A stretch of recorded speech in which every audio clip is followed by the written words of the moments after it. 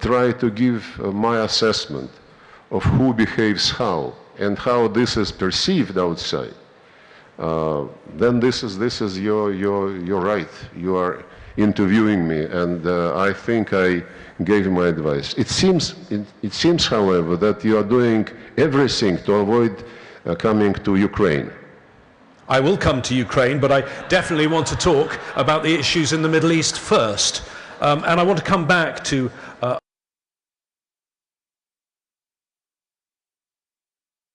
the UN blacklist, but their leader, Jelani, is now projecting Alawites that they are welcome. Do you see if he's telling the truth? Well, first of all, he is projecting this position as far as I checked with the Americans whether he is still on the US terrorist list, in addition to the Security Council terrorist list.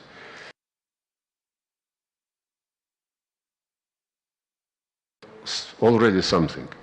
Is already something. As for the promises he is spreading, I never,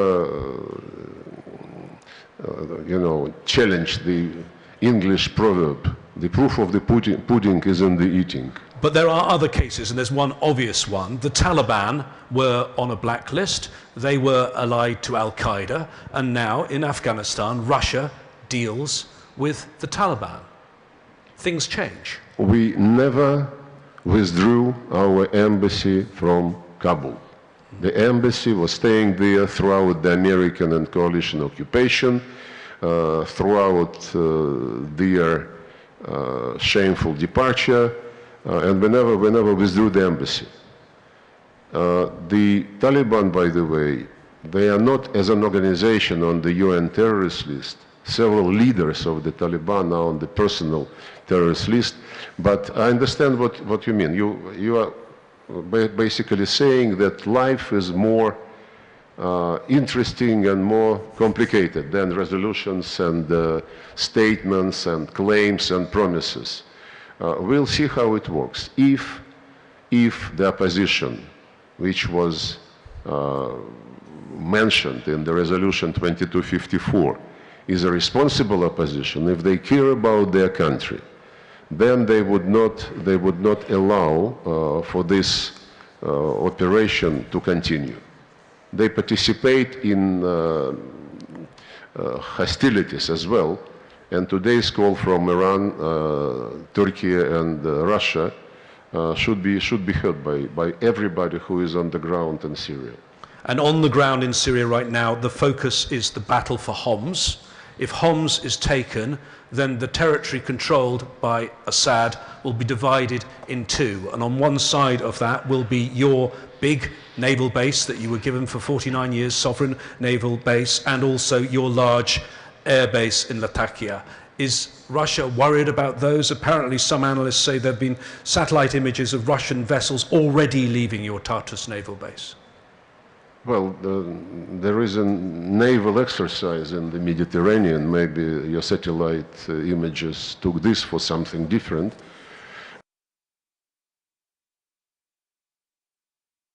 We lost in Syria. We are so desperate. If this is what you need, let's continue. But my point is, I am not in the business of guessing what is going to happen. We are trying to do everything not to allow terrorists to prevail, even if they say that they are no longer terrorists. What about the role of Turkey in this? You met with the Turkish foreign minister here in Doha. Do you think they are controlling the situation or just want to keep on top of the situation? They are very influential actor in Syria, and I think you know this. They are concerned with the security of their border with Syria. We discussed it in Astana format and in the context of Astana plus Syria discussions on normalizing relations between Turkey and Damascus. And there is a series of ideas which we want to put into practice to keep Syria territorially integral and united while ensuring security of the border, which is porous, has been porous for terrorist attacks on the territory of Turkey. Adan Agreement of 1986, I think, is an example how this can be addressed, and I have between Syria and Turkey must be normalized, and we will be doing anything to be helpful. To finish on Syria, please, Mr. Foreign Minister, you keep mentioning Resolution 2254. If ever it got to the stage of the ultimate part of that resolution, free and fair elections, hand on heart, you cannot believe, can you, that the Assad family, the Assad dynasty that's run this country for 54 years, has run it throughout this war when 500,000 people have died, that they would be elected in free and fair elections, do you? To get to this point, you said yourself that this is a crowning paragraph of the resolution. Before that, you need to implement what comes before it, including sovereignty and territorial integrity to be respected.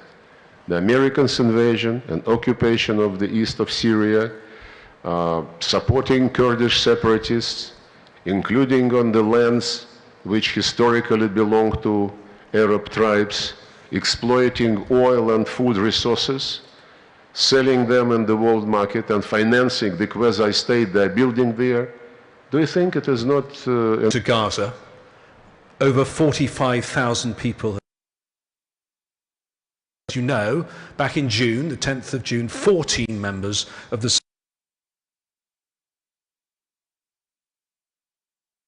Is there any valid reason, in Russia's view, almost 6 months later, why there is no ceasefire in place now? Because this was a resolution of the quality which we could not support. We did not veto it only because all our Arab friends, including Palestinians, did not want us to. They wanted to give it a try. It mentioned a Biden plan, and the Americans were persuading us during the meeting of the Security Council that this Biden's plan is supported by Netanyahu. We asked to circulate the Biden's plan. They said, oh, no, it's not necessary, trust us, trust me, like Schwarzenegger used to say. So we abstained. And it turned out that the plan does not exist, that Israelis are not committed by anything. So this plan turned out to be one of the rules on which the world order must be based. Rules-based world order. Nothing specific. So with resolution intended not to be implemented, how can we expect that it would? Israel has now killed... No applause? Israel has now killed many of Hamas's commanders. Do you think it has any real reason to continue fighting, or is it just causing carnage, death and destruction deliberately of Palestinians? Well, we strongly condemned the terrorist attack on the 7th of October last year. But at the same time, we strongly condemn the way Israel reacted, basically by starting a collective punishment of the Palestinians. I discussed with some Israeli colleagues this issue, and well, not even in the, I think publicly, either the Minister of Defense or some other official from the cabinet, when asked why don't you take measures, you know, so that you prevent the damage to civilians, peaceful citizens, he said there are no peaceful citizens there in Gaza. As of the age of 3, they are all terrorists. And with this philosophy, and when Antonio Guterres condemned the terrorist attack and then added, but it did not happen in a vacuum. You remember what Israeli reaction was? The former ambassador demanded that Guterres resigns. Eventually, he was declared persona non grata. Unbelievable. And I don't think Israelis are doing good for their own interests, because this notion that they are terrorists when they reach the age of 3 years, well, this is, of course, the figure of speech, but for almost 80 years, generation after generation is growing in the situation of occupation and the situation of blockade. And of course, the parents and the teachers at school, people, and what happened in 1948. So unless Palestinian state is created, unless Palestinian state is created, extremism would be breeding and breeding and breeding in the region, there is no doubt. And just to say that we will exterminate all Hamas members, I don't think it's a serious pledge. Let's move to Ukraine, and some are there are lots and lots of proposals emerging. Can I put to you President Zelensky's latest proposal, because it seems to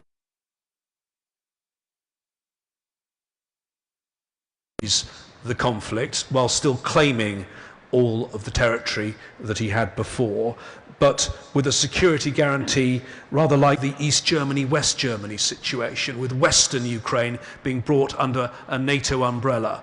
What do you make of that? Is that in any way acceptable to Russia?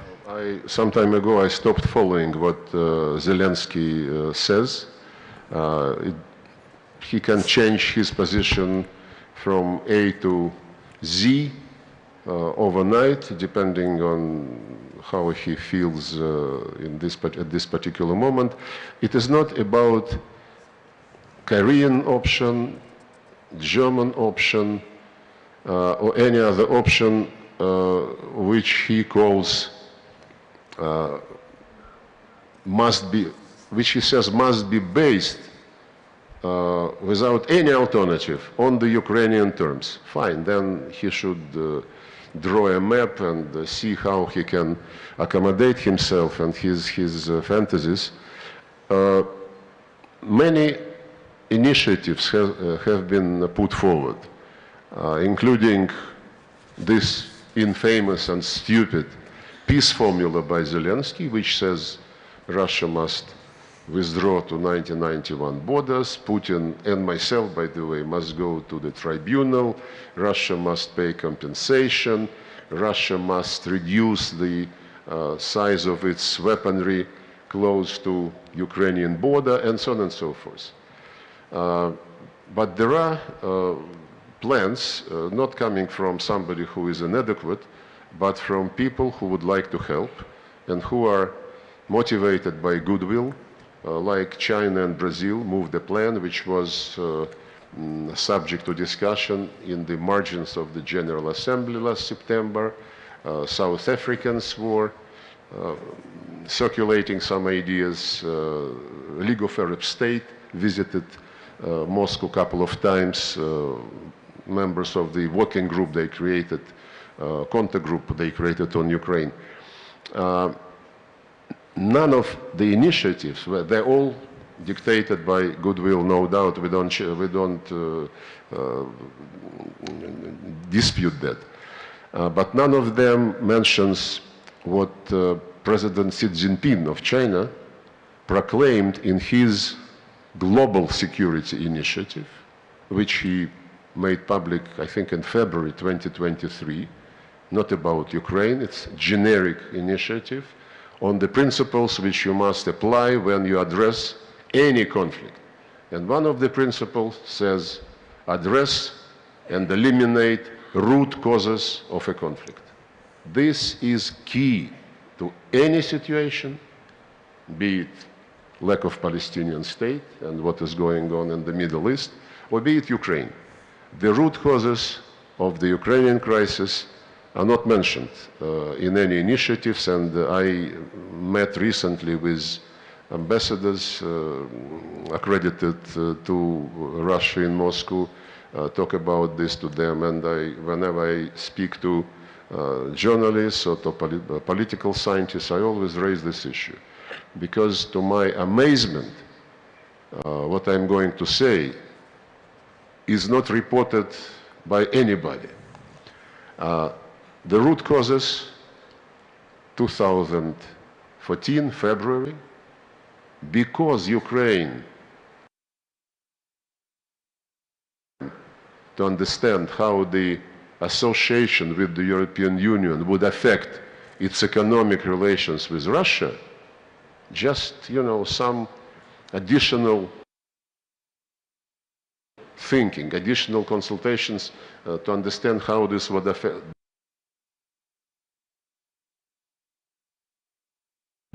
And they wanted to have no tariffs with European Union. And we have a lot of protection with the European Union for many industries of ours. So we told them, guys, if you open up, we have to close the border with Ukraine, because we would be flooded by the European goods, which are on most things are more competitive. And that's why Ukrainians asked for some more time to think. Actually, we suggested to EU and to Ukrainians to have a meeting at 3 and to discuss it. European Union head of the Commission, Mr. Barroso at that time, he said, none of your business. We don't discuss with you our relations with Canada. Anyway, very arrogant. So the request to postpone the consultations was used as the trigger for this Maidan demonstration, which culminated in February 2014. Can I bring you back to the present day now, Mr. Forrester, because we're running out of time? Yeah, I understand that you represent cancel culture. No, not at all. Not at all. Whatever part of root causes you don't like, you want to switch over them. No, I think you explained I'm not going. Well, if we are running out of time, then I was right. You wanted to drown me in Syria. I think these are rather important issues. I addressed it very seriously. Briefly, this confrontation between the president and the government was resolved with Germany, France, and Poland witnessing and guaranteeing the deal between the government and the opposition, and next morning they took all administrative buildings. And the deal signed the night before said we create a government of national unity and go for early elections. And when they took the administrative building, they said, please congratulate us. We created the government of the winners, not of national unity, winners. Then they said, their first announcement was, we will cancel the status of the Russian language. They sent armed groups. But this all is cancelled. We were only accused, you annexed Crimea. No attention to the fact that Crimeans held referendum. They said territorial integrity. A few years before that, they announced unilaterally, without any referendum, independence of Kosovo, and said this is in line with the UN Charter because which is the right. So was the basis for decolonization, for awakening of the people who understood that.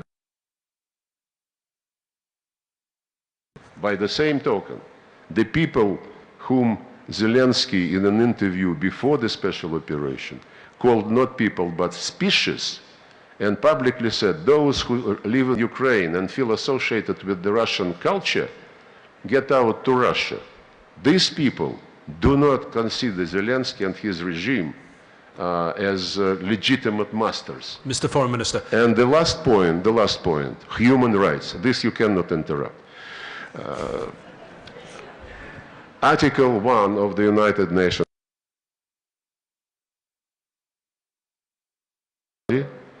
irrespective of race, gender, language, or religion. in Ukraine since 2017, 5 years before the special operation started. They passed legislation, piece by piece, exterminating legally Russian language at all stages of education, in media. Russian TV outlets were closed. Ukrainian TV companies who were broadcasting in Russian were closed. They were storming libraries and throwing out books in Russian language, like Hitler did.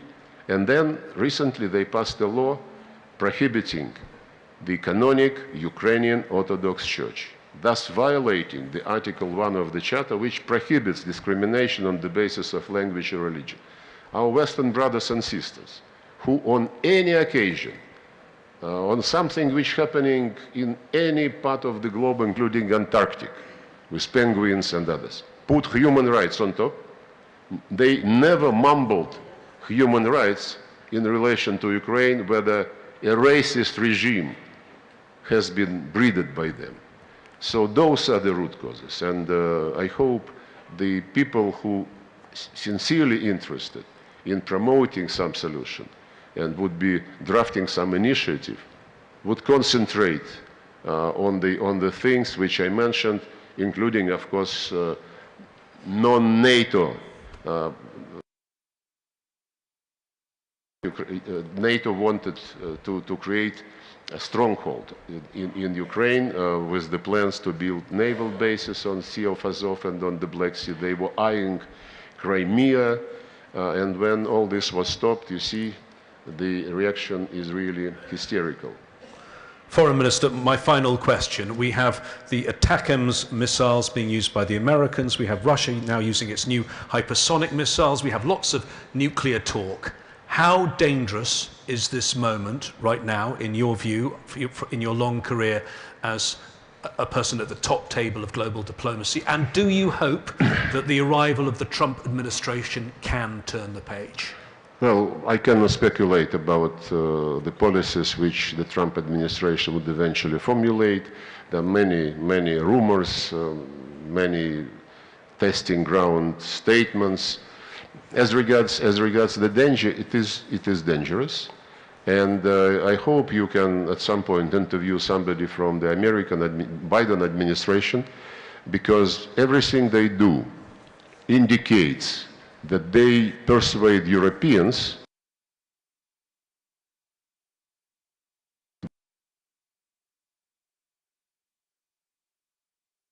they push them farther and farther, providing an example like the British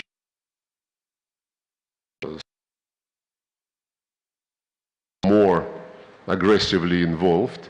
They also pressure the Germans with Taurus, as far as I understand. And, you know, once Mr. Kirby, who is strategic, whatever, communicator of the communications at the White House, he was asked whether the US is concerned about possible escalation. He said, yes, we are, because if nuclear weapons are used, Europe would suffer. Mentally, he cannot even think about the fact that the US can suffer. With this mentality, it's very reckless for the current administration to push and push and push Europe. I hope reason would prevail. There are wise people in the United States, and we hope that they would be taking the final decision and not those who play with fire. Sergei Lavrov, Foreign Minister of the Russian Federation, thank you for talking to Al Jazeera at the 2024 Doha Forum. Thank you for your time. Thank you very much.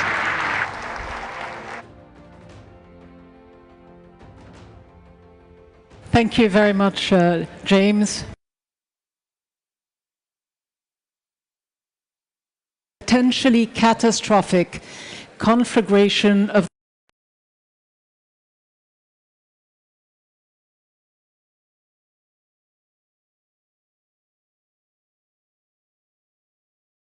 world's nuclear powers, or will cooler heads prevail?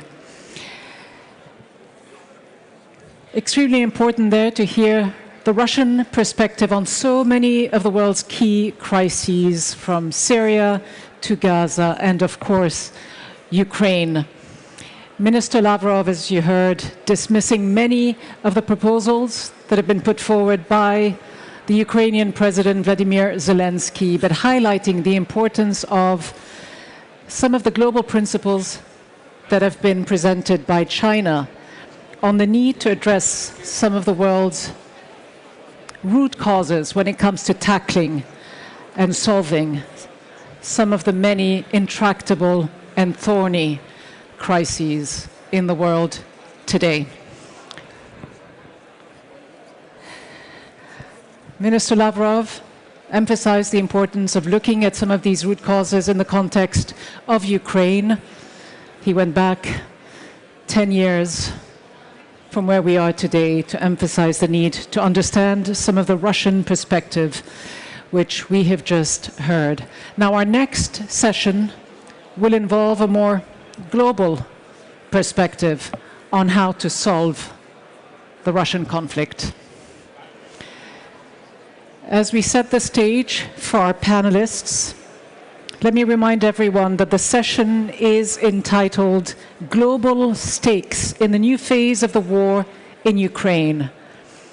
We all just heard how we literally are standing on the precipice of what could be a very dangerous moment in this war. For months, many people around the world have been warning about the dangers of a wider war. Some believe that we could be on the verge of a third world war. So are we inching closer to that catastrophe, or can we step back from the brink by trying to use more creative approaches to solving some of these difficult situations around the world? I'm going to invite to the stage now the moderator of our next session. It's my pleasure to introduce Mark Leonard, who is co-founder and director of the European Council on Foreign Relations.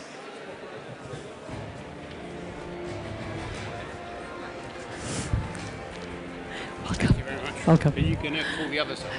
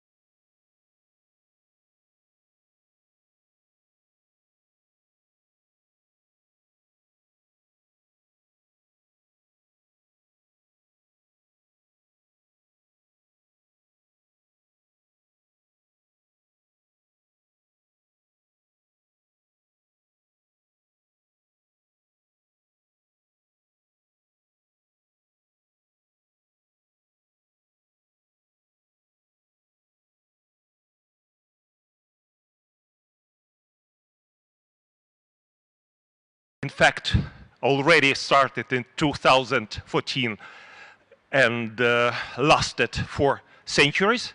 This is neo-colonial war, genocidal war, and this is not just only war for Ukraine, since my country, my nation, is fighting for the rights of everyone in this whole, especially as far as the terms neo-colonial and genocidal war is concerned. We are grateful for our colleagues, for our friends, allies, partners, for any endeavors aimed at stopping this war. But in understanding of Ukraine, to stop this war means to have a victory. And this victory should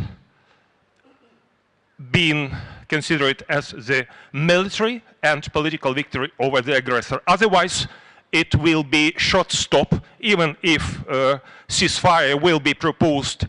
This ceasefire will give the aggressor state opportunities to refurbish its army and to restart war in few years. That is why only possible outcome for us, the main possibility as a guarantee is a NATO membership. Second, right now we should have all the means for fighting, including all the permissions of using the weapons we are receiving to stop aggressor. At these positions, they are now including the territory of Russia.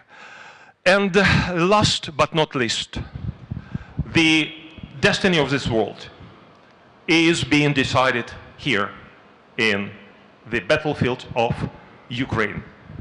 There are some other conflicts, but those conflicts currently do not involve such many human resources.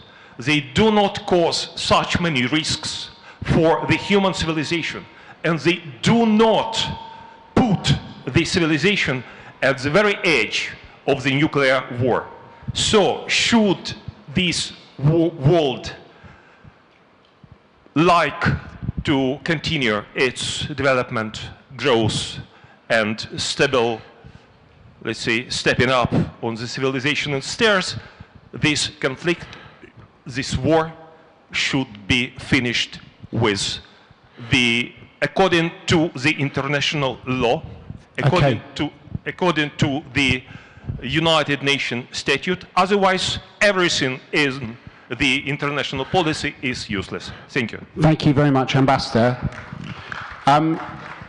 We're, I think, coming to the end of our time, but I think what you asked maybe raises some really interesting questions for all of our speakers. So I'm going to just ask each of them what I think is an interesting question that comes out of you, out of what you said, Ambassador. Firstly, to our friend from Poland, the Ukrainian ambassador talked about a neo-colonial war and a genocidal war. These are terms that we hear a lot in a Middle Eastern context as well. At the very beginning of the Doha Forum, the Prime Minister, Sheikh Mohammed, was talking about Israel using exactly the same language that we heard from our Ukrainian friend about Russia's behavior.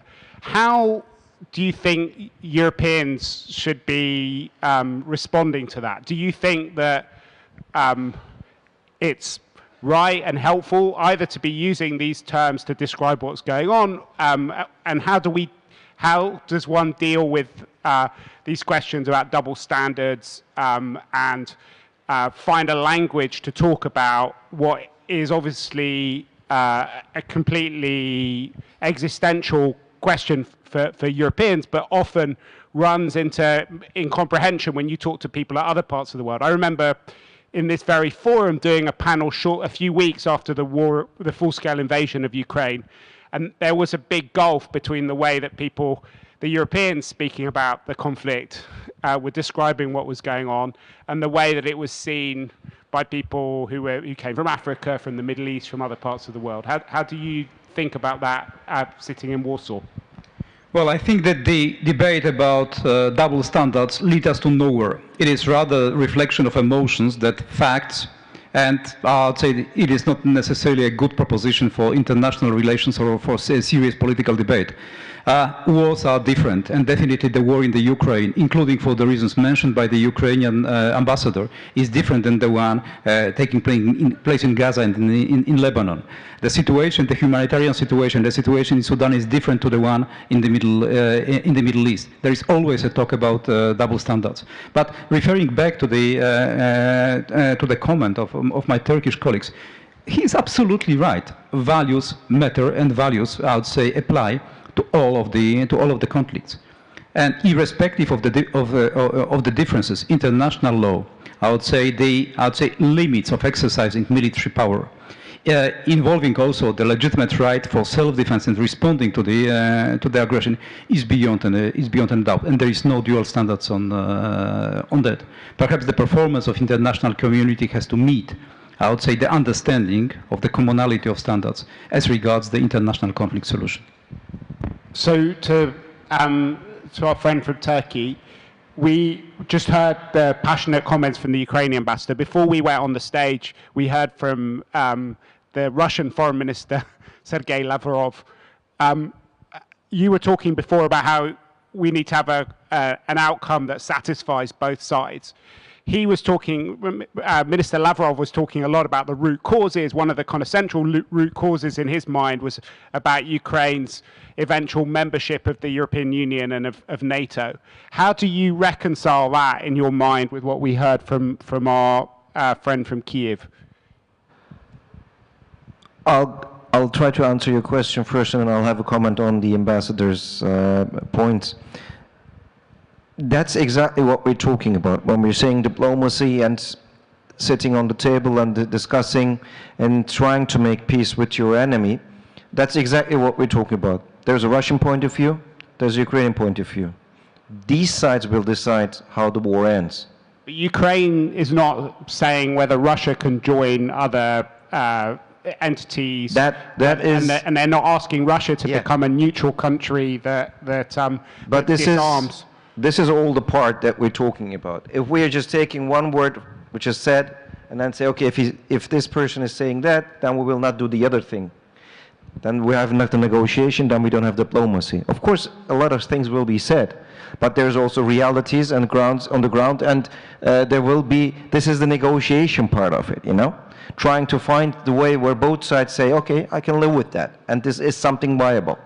So this is the issue at hand here. Of course, there will be different points, but this is the whole thing of having forums like this, to hear these different points, see them, try to understand them, and then try to work on them.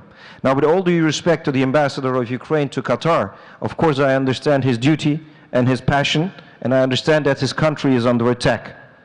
There's no question on that.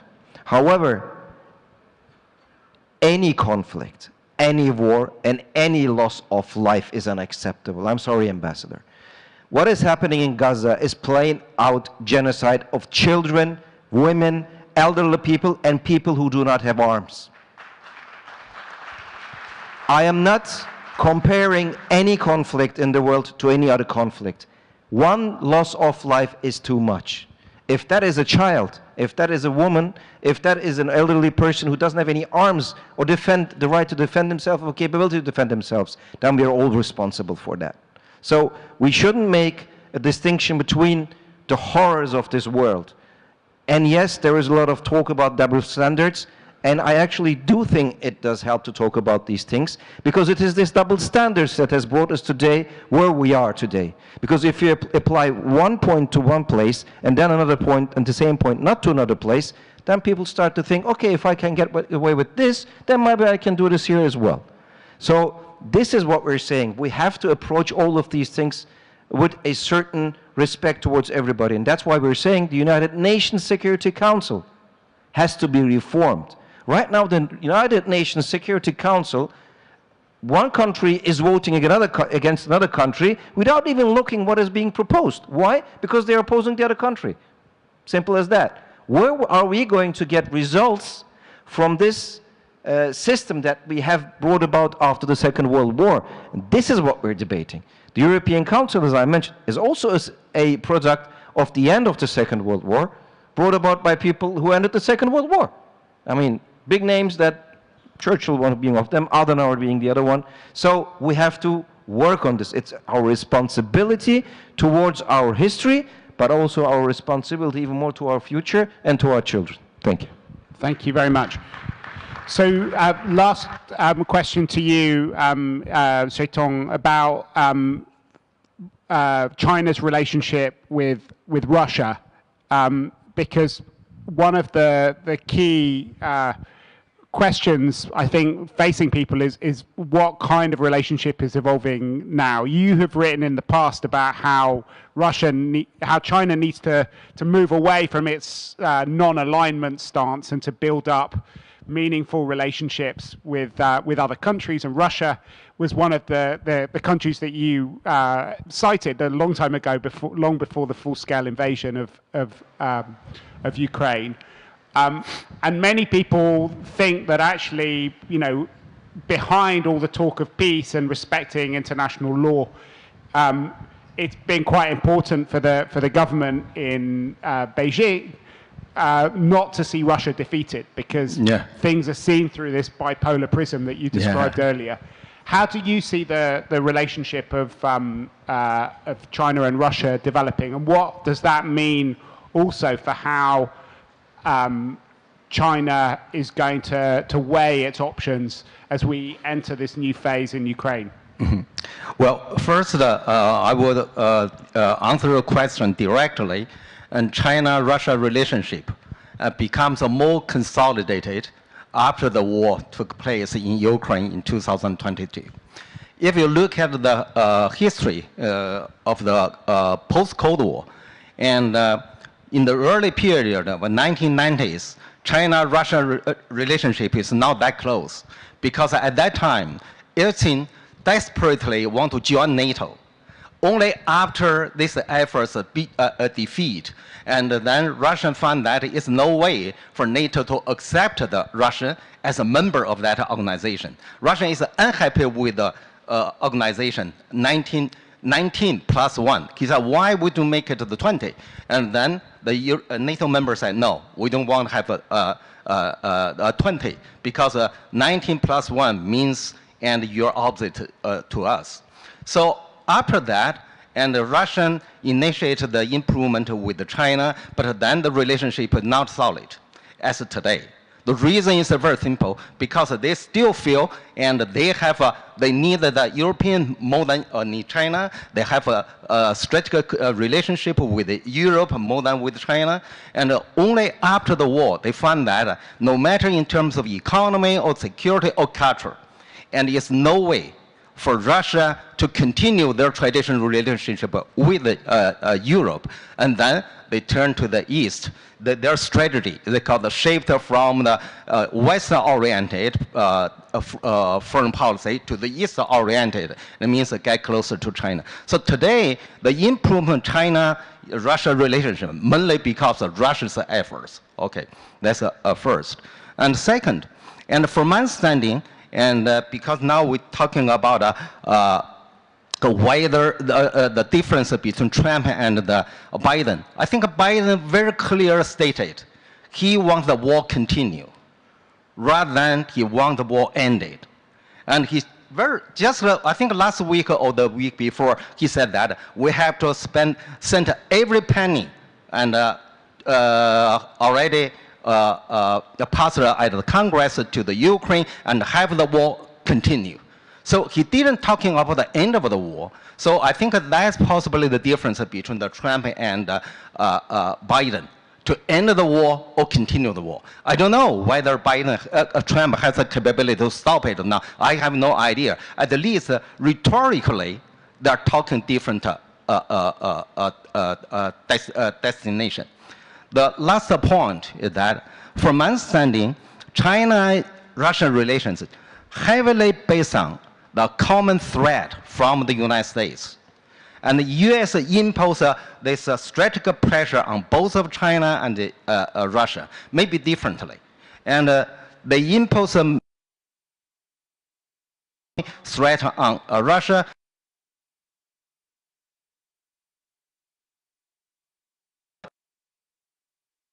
smaller than China in terms of technology. China and as possible, and because now we're in the digital age. So from my understanding, the more U.S. imposes this common threat to China and Russia, and the relationship will become closer. Thank you very much. It's been an absolutely fascinating discussion. We've gone over lots of really big themes, looking at the European security order, looking at the situation in Ukraine, trying to link that to wider discussions about global order. Maybe you can join me in thanking our speakers for giving us such an interesting insight into the next phase of the war in Ukraine from a global perspective. Thank you.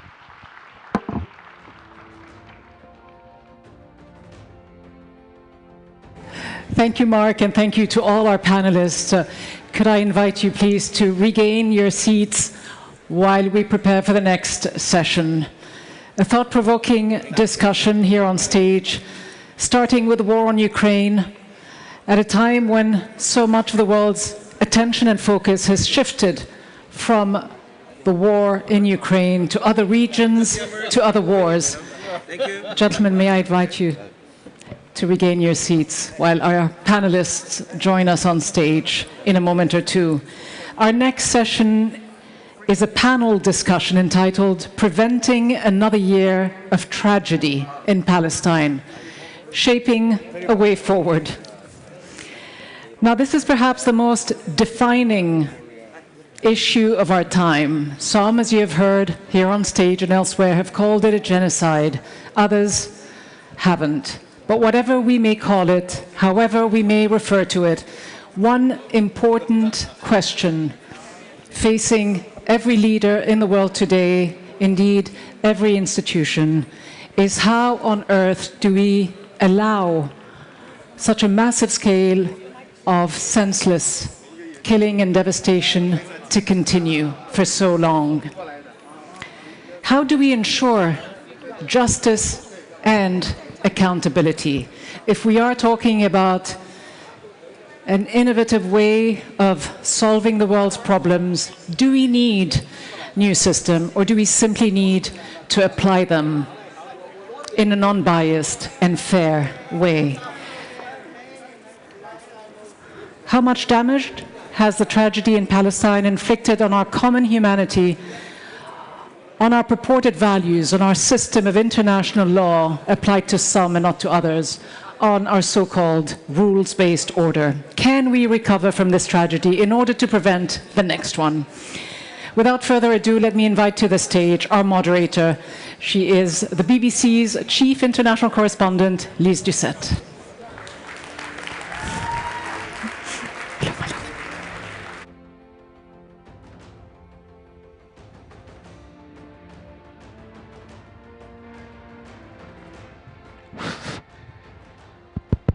Thank you so much, Gita. We're running a bit late, so I'm going to ask my distinguished panelists to come and join me on the stage immediately so we can get right down to business, starting with Daniel Levy, who's chatting with the moderator instead of listening to the moderator.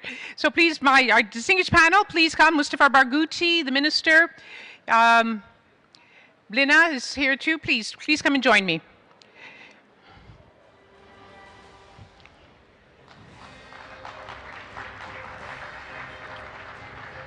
Oh, hello. Lovely to see you. Good to see you. Good to see you. Good to see you. Yours is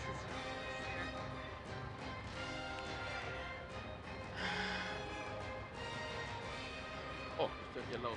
yes. I hope I don't go first. No. Excellent. No.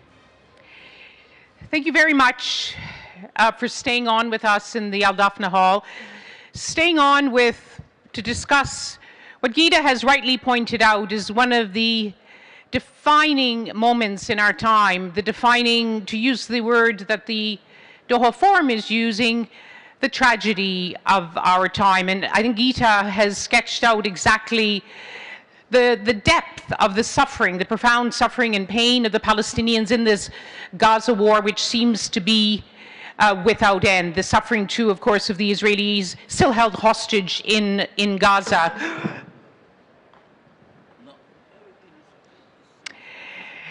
We want to use the next 45 minutes. We want to approach it not with broken hearts, but with very sharp minds, because, as you all know, it has taken, tragically, this really unprecedented moment of suffering for the Palestinians, this war triggered by the Hamas attacks, that has put the Palestinian issue on the agenda as never before.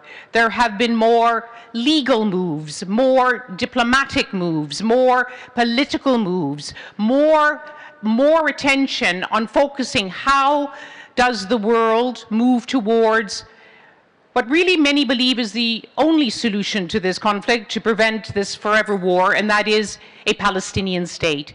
A state for Palestinians which gives them their aspirations to run their own affairs in dignity alongside Israel, peace and security for both of them. So we want to have a very constructive discussion, and we have a great panel to do that with people who are important players on all of these fronts, all of these tools and approaches that are being used now to look at how to put the Palestinian issue not just on the agenda, but to achieve results.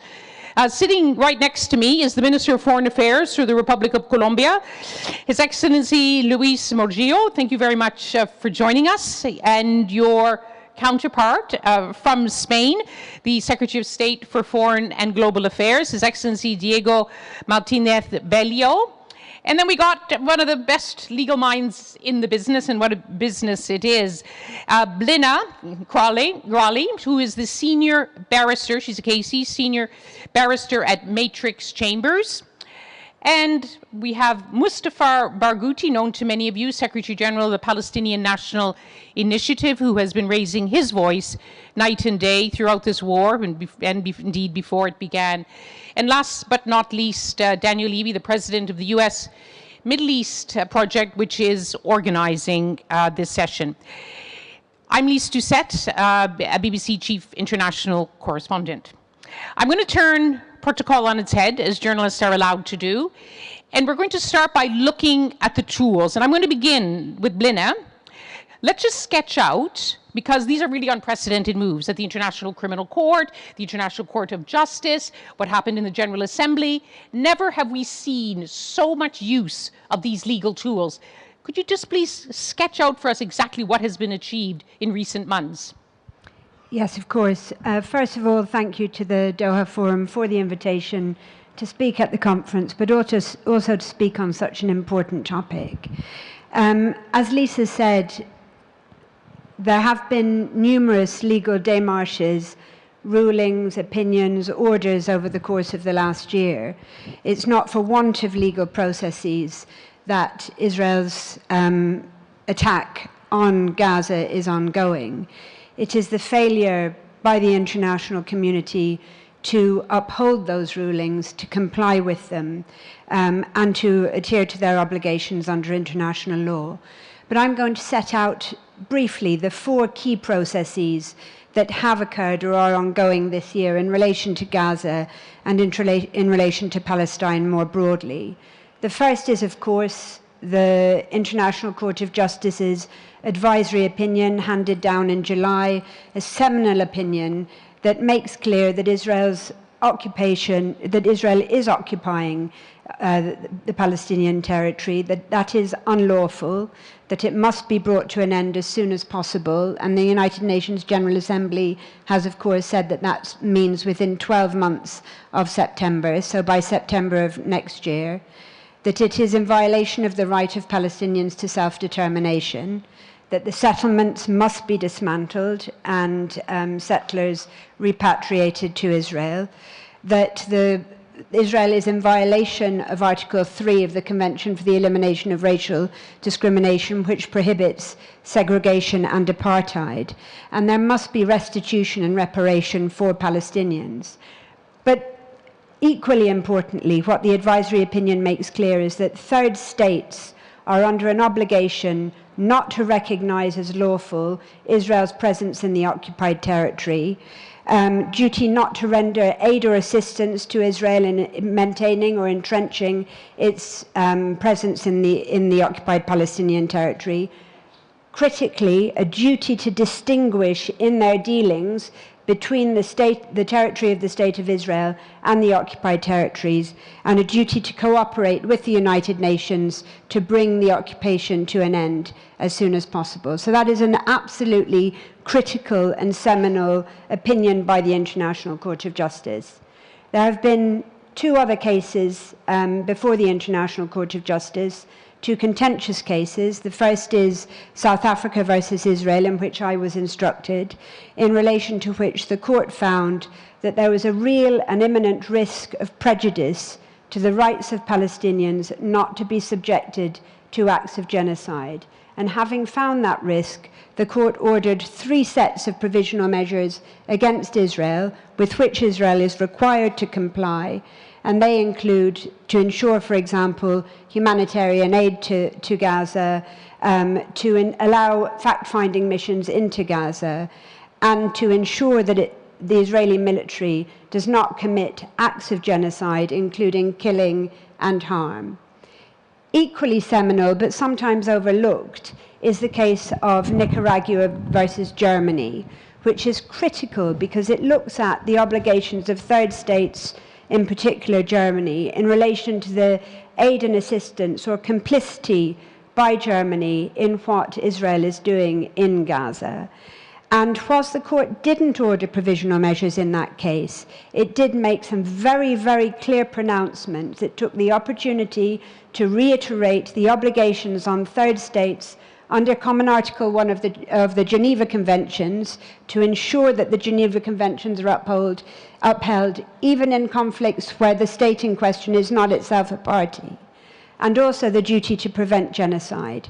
And what is so important and so interesting about that ruling is that the court saw it particularly important to remind states of their obligation relating to the transfer of arms to states involved in a conflict where there is a risk of violation of the Geneva Conventions or the Genocide Conventions, and the court made clear that they apply in the context of Israel's attacks on Gaza.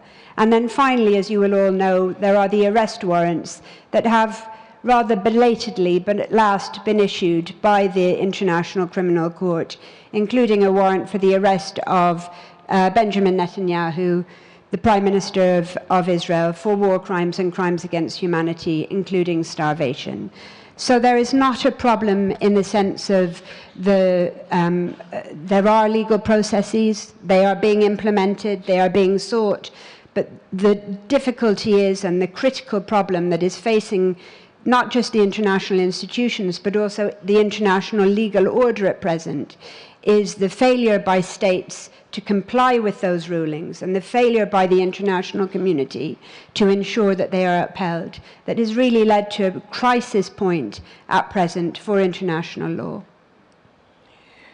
So you have sketched out, the word of the war has been unprecedented right from the moment. There is so much that is unprecedented about this war, and so too on the legal front. Would you agree that unprecedented, that so many of the world's top courts, so many of the sharpest legal tools the international community have been wielded, but as you've hinted, they haven't really moved the dial. They haven't achieved what they're intended to achieve, which is justice.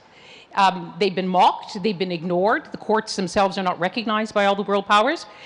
Briefly, do you have any other legal tools in your toolbox? So I have just come here actually from the Assembly of State Parties to the Rome Statute of the International Criminal Court. It was being held this week in The Hague. It was a bleak and somber affair. You had the President of the International Criminal Court addressing the Assembly of State Parties, talking about the extraordinary and unprecedented situation facing the court, the coercive measures, threats, sabotage against the court, which she described as being an existential threat to the court. And it's very difficult to disagree with that assessment, but not only that assessment as it applies to the International Criminal Court, but to the international legal order as a whole. And it's in significant part, as I said before, due to the failure by the international community to seek to hold Israel accountable for what it is doing in Gaza. There is more that can be done. there are 5 things that I will set out very briefly that can be done, because now really is the moment for states, for international lawyers, for civil society to push back, to try and ensure that the international legal order, the international rule of law is not trampled upon, but comes out stronger, because the future, any alternative future is where what is happening in Gaza is normalized, is frankly too bleak to contemplate. Just list, because we're going to have to get on so to very the other, quickly, states can redouble their commitment to international law, number 1. They can intervene in the cases that are currently before the court, South Africa versus Israel, Nicaragua versus Germany, also Gambia, Myanmar. It's not about Gaza, but it is about the Genocide Convention, and it will determine the interpretation of the Genocide Convention going forward. They can bring forward further advisory opinions. Norway is indeed spearheading an initiative at the United Nations General Assembly in relation to the unprecedented attacks on UNRWA. Lawyers in domestic jurisdictions can bring cases. I myself am involved in a case in the United Kingdom challenging the UK's continuing exports of parts for fighter jets to Israel. And, of course, it is not just about weapons. The advisory opinion, paragraphs 278 and 279, are clear that states need to reevaluate their dealings with Israel, whether they be cultural, military, political, economic, to ensure that they are not, in their dealings, upholding the illegalities. Thank you very much. Minister Bello from Spain, let me bring you in here. Spain has joined the South African case about genocide. You have backed the General Assembly resolution which endorsed the International Court of Justice's ruling on occupied territory. But you and Spain, Norway, Ireland joined the many other states which have all recognized Palestinian statehood. We've had a very clear account of whether the legal tools are working. Was your recognition of statehood a symbolic move, or what do you think it has achieved? Thank you. And we were party also to the advisory opinion on the occupied territories. I don't think it was symbolic. Of course, we don't think a state materializes out of thin air, and especially given the circumstances. But we thought that after these many years, after the Oslo agreement and negotiations, a peace process, of course the process is supposed to have a term within your life. It's already been going on for 30 years and we see no outcome. So we thought that for those, in fact, holdouts, because Western countries, Western European countries were holdouts, Eastern Europe recognized in 1988, we needed to do something to break the impasse.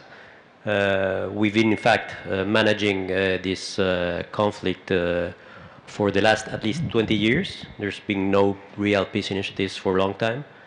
And people may have thought that this was under control until last year, and then we had the worst crisis in recent memory. It's first the number of civilians killed in Israel, the number of civilians killed in Gaza, what's going on in the West Bank, first direct attacks between Iran and Israel. So clearly the way we were doing things was an abject failure.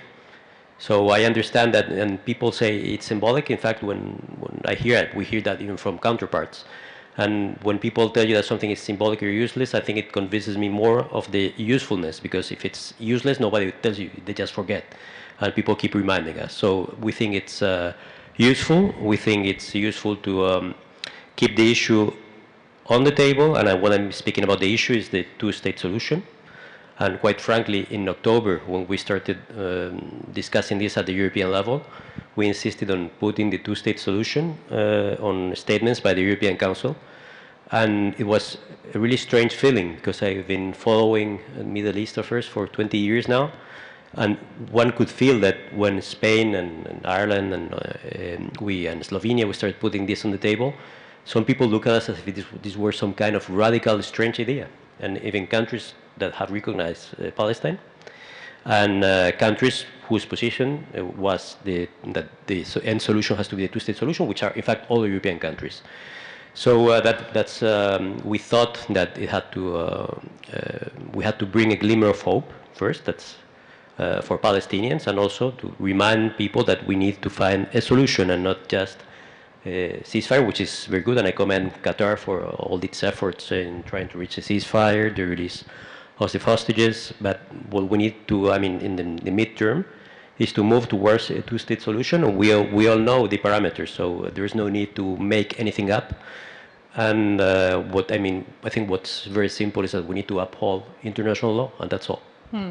At the end of the day, as has been repeated time and again, and in effect it doesn't have to be, at the end of the day, it's Israelis and Palestinians who will have to make peace, and Spain, like all Western powers, wants to maintain relations with the Palestinians and with Israel. The then Foreign Minister Israel Katz said thank you for the service to Hamas. They called it anti-Semitic. How do you balance, at the same time that you need to send a very strong signal of the recognition of the aspirations of Palestinians, but you also have to work with Israel to achieve that. So how hard a diplomatic juggling act is that? Yes, on anti-Semitism, we have the Spanish government has a very active policy against anti-Semitism. We are absolutely implacable against anti-Semitism, xenophobia, Islamophobia, whatever. So this is, there's a study by the University of Tel Aviv that in 2023, Spain was the country with the least number of anti-Semitic incidents as compared to the population. So the Jewish population in Spain is relatively small, but that's compared to the population. So, and I don't think that's the link to the fact that we've taken this position on defending also the rights of Palestinians. We don't feel, I mean, I said before, we're not taking sides. We are defending international law, international values, what, I mean, many countries, and in any case, all European countries say they defend. So we are doing in practical terms. We've done it with recognition. We've done it by defending funding for Palestine, for UNRWA, condemning the laws from the next set. And so this is not taking sides against Israel, and I'm deeply convinced that the two-state solution is the best road ahead for the security of Israel as well. And we just have to see what happened in October 7th to see that the current path does not bring security to Israelis. Good. So the recognition that was granted by the European states then brought the number in the General Assembly 146 out of 193. And of course, I think, Your Excellency, Minister Mrigi, some of you might say, well, what took you so long? You know, we've recognized them long ago. And Colombia has been one of the countries which has gone even further. You came out and said bluntly, what's happening in Gaza is a genocide. You cut diplomatic relations with Israel. You stopped your trade, your military trade. What do you think is being achieved by even taking a harder line on than your Spanish counterpart? Thank you for this opportunity and to participate in this with this distinguished panelist. Why did it took so long? It's like we recognized the Palestinian state in 2018. If you have a resolutions from the UN that say that you have the two-state solution, you have to recognize the Palestinian state. It seems logical within the diplomacy of sincerity. We promote the diplomacy that is diplomacy for peace, to promote life, and you promote life when you protect the human rights of people and their dignity. And that's what President Petro has been saying. He said that before the October 7th at the UN, asking for a conference to talk about the Palestinian questions. But we need, obviously, to recognize that what is happening is a genocide. He said that first. Why? We need to remind the numbers. More than 45,000 people are being killed, assassinated, including babies, in the 21st century. That people, all the world is seeing, it's the first time that the world is seeing how the genocide is happening. And we need to say that straightforward. It's happening. More than 100,000 people also have been wounded. Here we heard this morning the journalists that have nothing to do with this conflict, just to inform. Humanitarian workers We are seeing how hunger has been weaponized.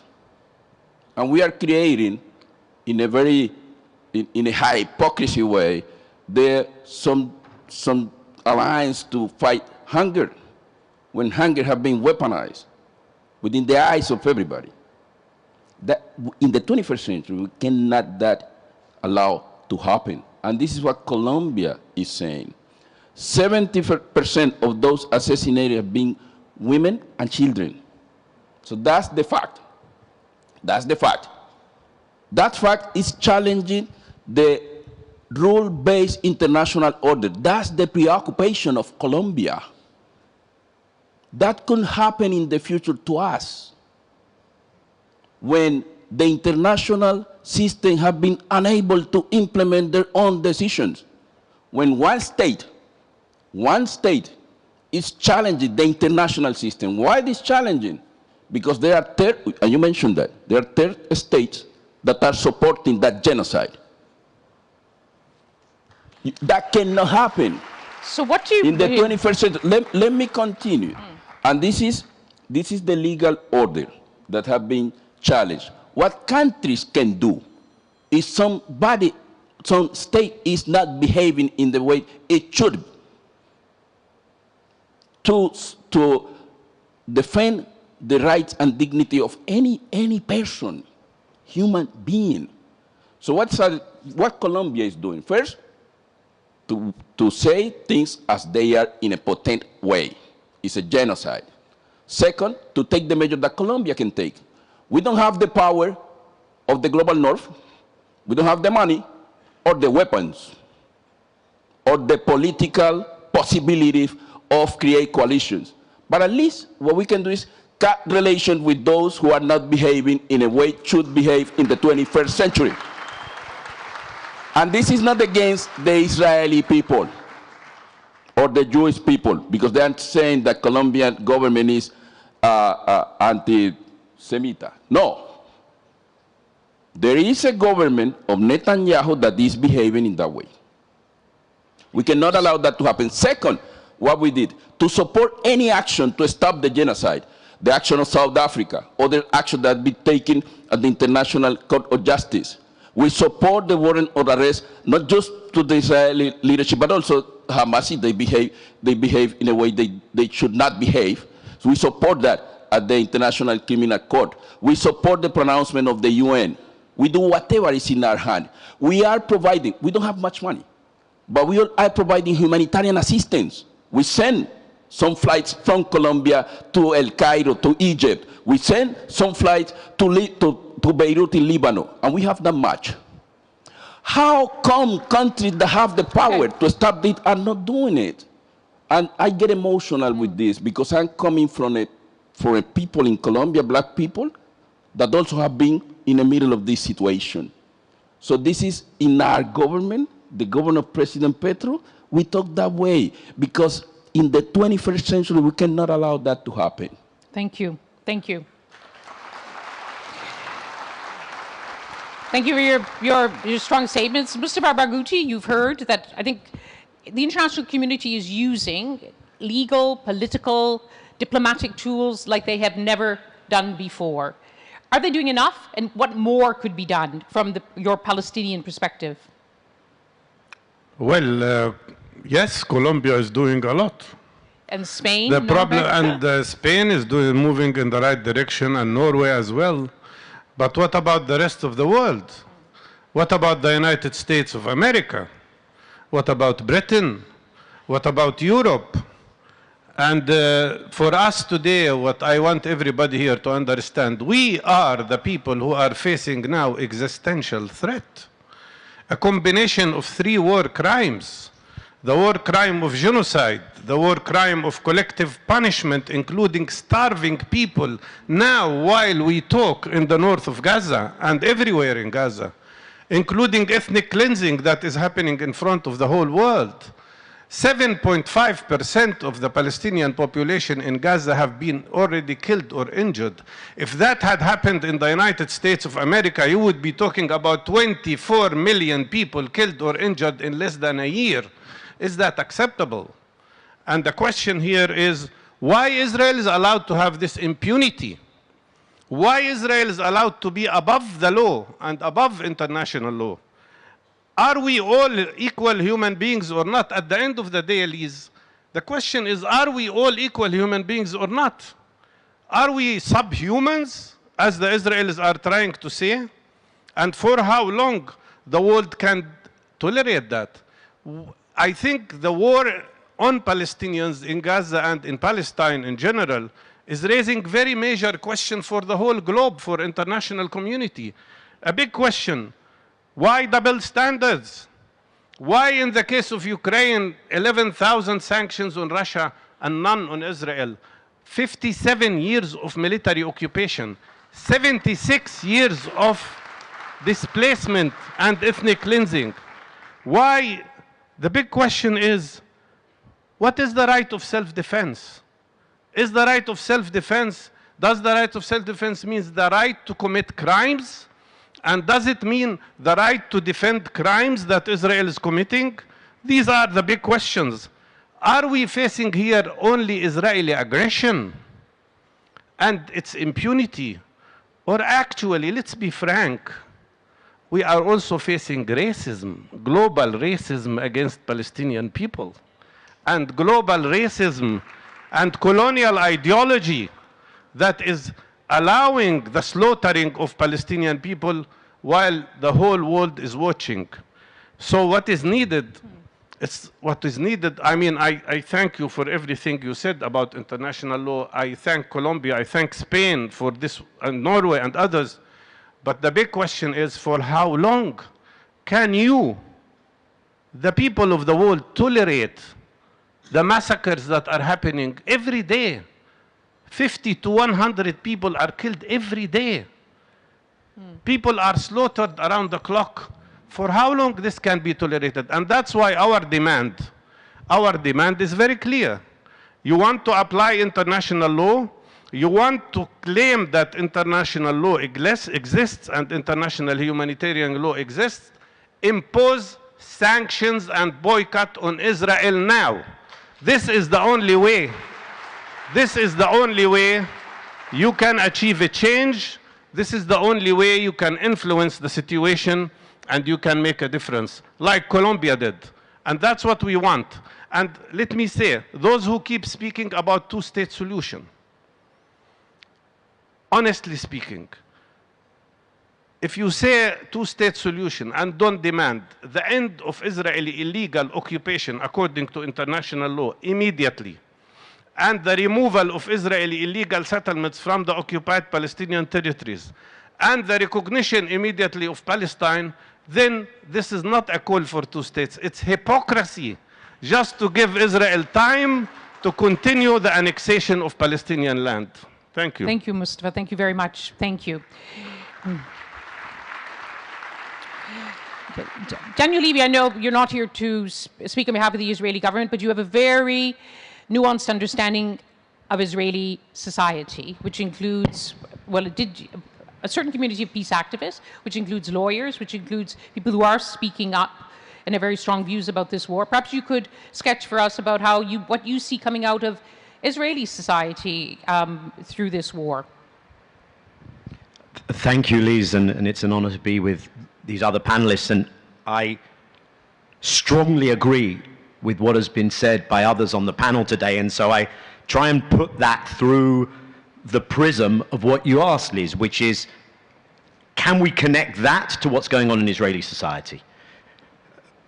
It is terribly depressing, the reality that there is something of a consensus, not wall to wall, but far more deep than one would like to imagine, that is not questioning what's going on in Gaza. There is a feeling that a social contract has been broken when it comes to the Israelis being held in Gaza, the indifference of the Israeli government to that is felt by many.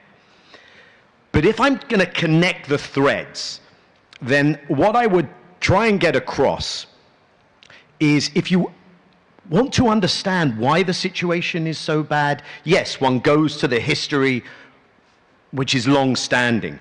One has to bring in the factors that are more immediate. The Israeli media has played a really terrible role, and I think it will people will look at this, and in fact some Israeli human rights NGOs, you mentioned those, have written to the Attorney General saying that Israel Channel 14 is operating as Radio Rwanda did in that genocide, in encouraging these crimes. But the heart, beyond that media coverage of why we are where we are, is everything that's been said here. It's one word. It's impunity. Because Israelis do not see cost or consequence, do not see an incentive structure which makes them question whether this is the right path. And I don't want to paint a distorted picture. Of course Israelis will turn around and say, you know, how dare they sanction this? And unfortunately it's been raised here. They will use the accusation of anti-Semitism. And I want to align with what Ministers Belio and Rogilo said.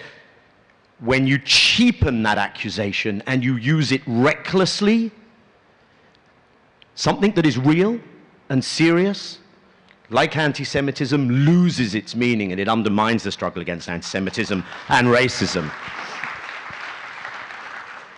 So I fundamentally believe that if one can change that incentive structure, then a cohort of Israelis will say, yeah, I don't like what they're doing.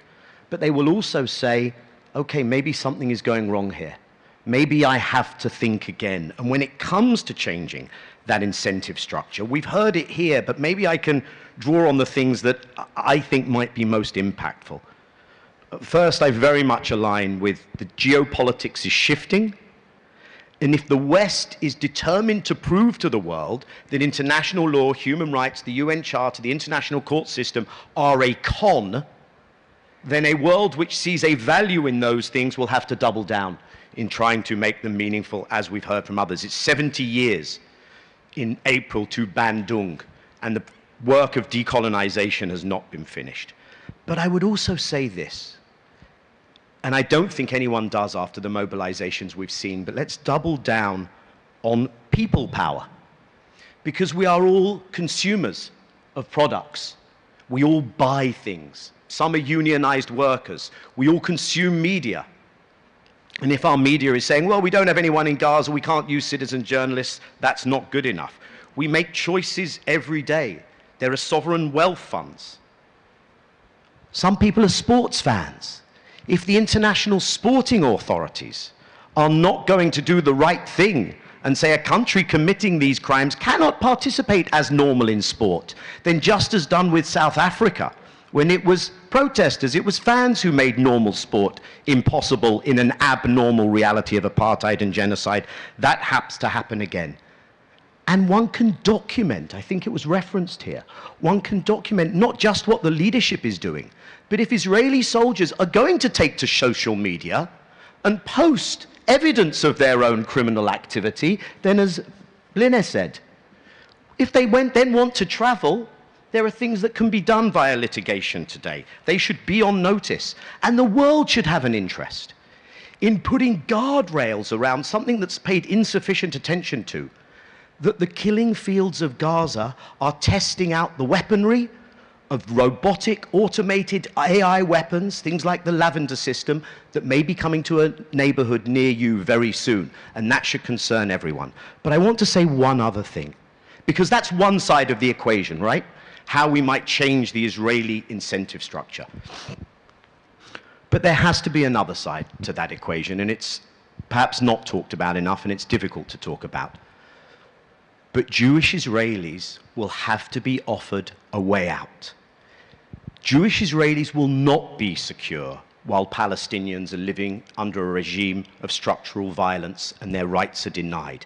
But they need to know that they can be secure under a different reality. There's no two states on the table today, let's be honest. What might be on offer is the formalization of a Bantustan. And perhaps partition is driving this zero-sum reality of apartheid. So we need to sketch a future in which the replacing of an ethno-nationalist regime guarantees that after that is gone, Jewish Israelis will actually be more secure than they are today. That has to be on offer. Okay. I don't want to sound Pollyannish, but I think That is more realistic than the idea that Jewish Israelis will be safe if they remove or try to ground Palestinians into submission, and that's not a safe world for anyone. Thank you, Daniel. Thank you.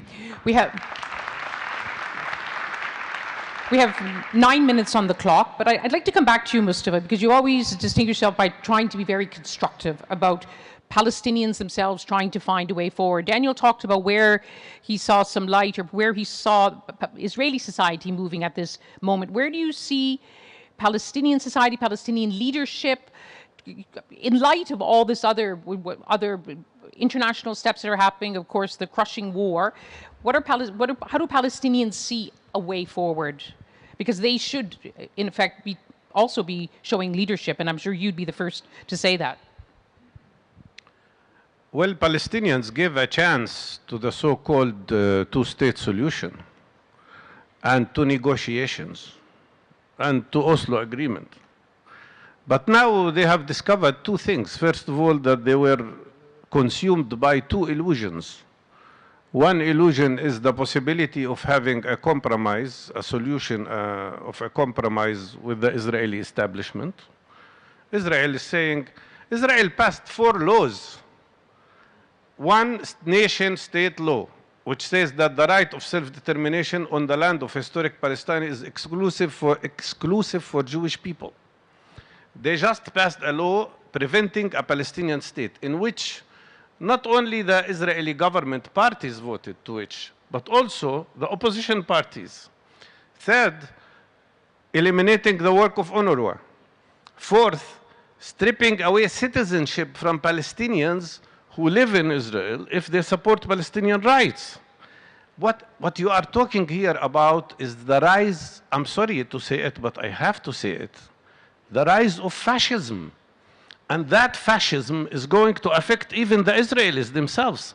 So that illusion of a compromise with this establishment is gone. The other illusion that the Palestinian Authority followed was that the United States of America can be the mediator in achieving a solution. We found in this war that they are absolutely and totally biased to Israel. They are the ones that supplied Israel with thousands of tons of explosives. 86,000 tons of explosives were thrown on Gaza. 36 kilograms of explosives for each man, woman, and child.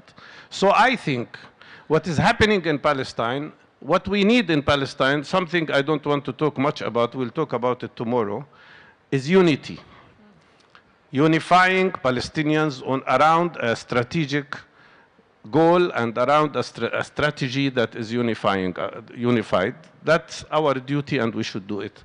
But I think now everybody realizes that what we need is an alternative program, an alternative strategy that is demanding our rights as people, not only to survive from this terrible atrocity, but also to have a future of self-determination, of freedom, of prosperity. And that cannot be achieved without struggling for our rights. We are not in the process of negotiations, we are in the process of struggling for our freedom and for our rights, and that means bringing back the nature of national liberation movement to our struggle, rather than being consumed with illusions. Thank you. Thank you very much. We don't have much time, 5 minutes, but Minister Bailey, I just want to bring you in because the United States has been mentioned. Mustafa Barghouti saying that they cannot be the neutral mediator. They've often played a role in the past. We see already the contours of President Trump's team, President-elect Trump's team, ambassadors who say it's Judea and Samaria, it's not the West Bank, officials committed to the annexation of the West Bank. Is this a worry in Europe that it's actually going to become a lot harder? A lot harder. In fact, yes. in a completely different direction from where Europe and where Colombia has been heading, and many in the global south have been heading for a long time. Well, we'll see what happens. Of course, there are the appointments that you mentioned. We also see that they have President-elect Trump has said that he wants to stop the war before he is inaugurated. I read that his envoy was in the Middle East these days, and they were discussing. And from what I gather, they were open to ideas. Of course, that doesn't mean they will act upon the ideas they receive.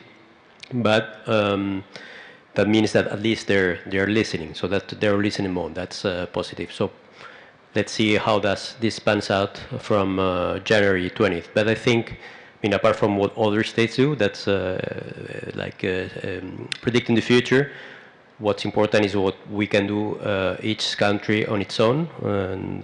And it was mentioned before about the consequences. Spain and Ireland requested for the association agreement between the EU and Israel to be reviewed to see if they are complying with their human rights obligations.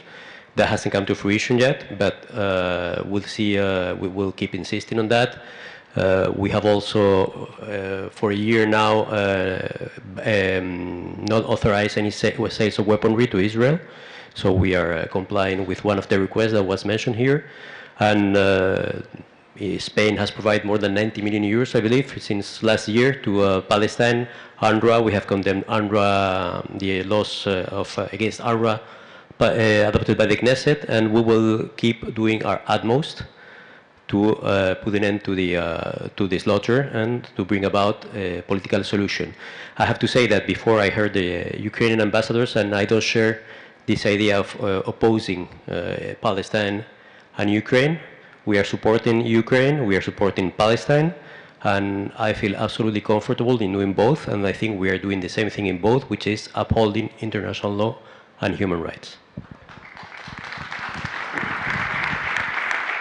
I wonder whether we can just, it'd be interesting to see what the mood is in this gathering here, distinguished people from around the world. You've heard what our distinguished panelists who are very actively involved on this file. How many of you are more optimistic now that this will move in a direction towards the achievement of Palestinian aspirations, whether it's a two-state or whatever it is? Are you more optimistic? Well, those who are more optimistic now than they were before? Ooh la la, not. And how many of you, given what you've heard just now, including what's happening politically in the United States, how many of you are getting more worried? Oh, okay. One last comment from you, Minister Murgy. I know we're searching for the right term, whether it's the global south, the majority. You've already made it clear that you want to take a bold and very strong. Very briefly, because we've got literally a minute, what more could be done in this context? Well, what we can do is gather coalitions, and those coalitions need to come from the global south, because we are the ones seeing that for us is key to have a rule-based international system. When one country is one vote, and that requires some reform of the UN system and other systems, to have the opportunity to talk in an equal setting with those from the global north, to respond to crises like the Palestinian one, Palestinian question, but we have others that have been forgotten. And we need to respond to that, to really move into the world that is more peaceful, more stable, and guarantee the rights of anybody in the 21st century. Linda, we have less than a minute. Just one last word to leave with this audience who go back to wherever they come from and they have their own toolbox that they could do something. One last suggestion from you. It's very difficult not to despair, not to lose hope at the moment. These are unprecedented times. But what I would say is that none of us here have yet earned the luxury of despair, because none of us here have yet done everything there is that can be done. These are critical times, and we have to, as lawyers, as diplomats, as civil society, give everything we have to ensure that the international rule of law, that international law, that the institutions that have been established over many years, that they survive and that they are strengthened, that there is accountability, that there is parity in the application of the law to all, and that there is hope and restitution in the future. I think that's a very good way to end, because it is a very bleak time. It's a very depressing time. We have the luxury of not living in places where the unimaginable has been happening. Pardon? We've run up the clock. unfortunately, only 45 minutes, and we've got Gita coming on. We'd love to take questions because I know there was but as a moderator, I had to give I don't know, I have to get permission from the panel.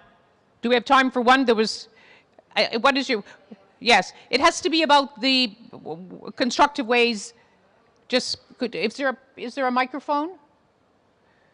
Or you have to just shout loud, because we're running off the clock. Someone else.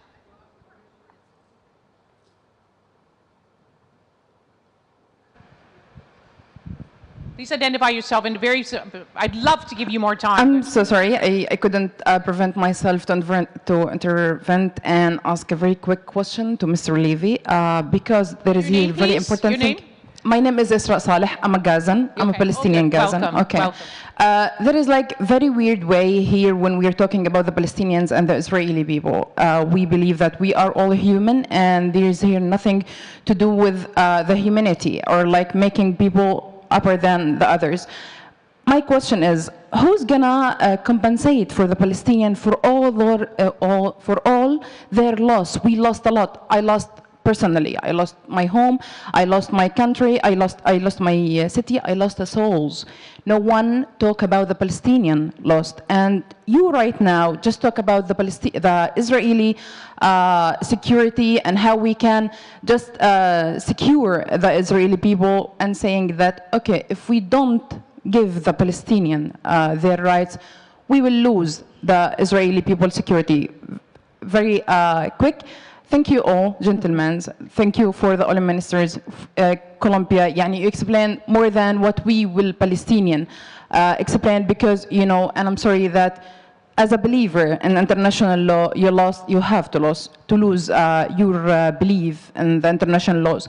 So if we want to go forward to believe that there is two countries, as a Palestinian, we believe that for 70 years we saw nothing for two countries and this solution. There are people right now, they're believing more. This is like to give you some hopeful for this believing. Like how we can go more forward while you are respecting the Israeli lives and you don't respect the Palestinian lives and you're treating them with hunger. You're fighting kids like standing every day on the lines for just having one meal. How you're gonna secure this? How we can talk or speak in hope while we are facing all of this. We are suffering. As His Excellency mentioned, the Palestinian only they're suffering. How you're gonna solve this? Thank you. Thank you very, very much for insisting. It was very important to hear from a Palestinian from Gaza, and we're profoundly sorry about your loss and your loss of all the people near and dear to you. Thank you very much for your intervention. And to speak on that, Daniel was asked to speak about Israeli society, and that is why he didn't speak about Palestinians. We understand your question, but I think Daniel, his record is that he speaks a lot about Palestine. But please, Daniel. What I was trying to sketch is nothing will change if Israelis, ordinary Israelis, Israel as a state, does not pay a cost for what is being done in Gaza and what has been done for decades. Nothing began on October 7th. Alongside that, you have to offer Israelis something better than actual existing Zionism and permanent occupation and violence against your people. So you have, I'm not saying offer them, more PA security forces. That's the opposite of what I'm saying. You can't change the equation if you don't address this thing. You can never get back what has been lost in Gaza. No one can ever get that back. But I would suggest that people do make it clear to the state of Israel that there needs to be restitution, compensation, that this doesn't end here.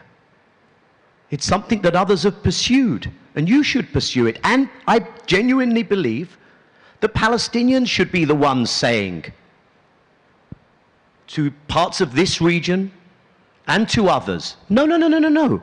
You don't come in and compensate for the Israelis. Yes, we need assistance, but this is not instead of pursuing justice also in the future in that respect. And let me just close by saying this. There was an item on an Israeli news channel. Finally, an anchor, his name is Raviv Drucker, showed something, a CNN report about the hunger in Gaza. There was hell broke loose that the mainstream Israeli media was actually showing for once the reality in Gaza. Israelis could, of course, find out about it.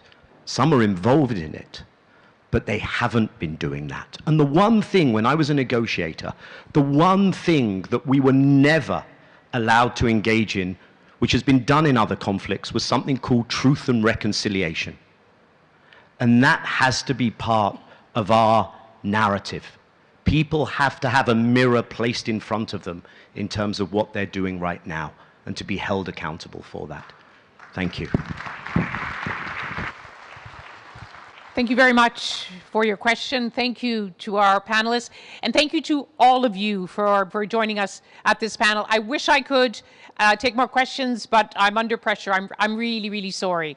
Thank you very, very much. Thank you. Minister, thank you so much. Thank you very much indeed, Lise. Thank you to your fantastic panelists.